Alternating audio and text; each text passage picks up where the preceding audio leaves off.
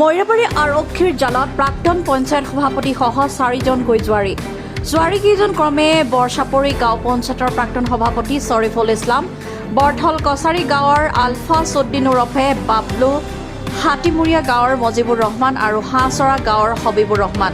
জোৱাৰীকেইজনক গৰিয়াবৰী গাঁৱৰ এখন পথাৰৰ মাজৰ পৰা পুৱতি নিশা জুৱা খেলি থকা অৱস্থাৰ পৰা মইৰাবাৰী আৰক্ষীৰ এদল অভিযানকাৰী দলে খেদি কৰায়ত্ব কৰে।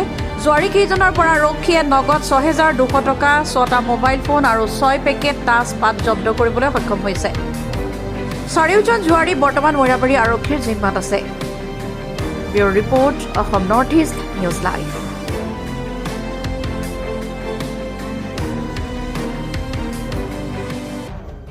ধুনীয়াকে ভিডিঅ' এটা কৰিম হা এইফালে আহা হৈছে মানুহ হৈছে এইটো টচটো মাৰা একো নাই কৰিছোঁ দেই ছাৰ তলখিনি উঠাব হা মানুহকেইটা উঠালোঁ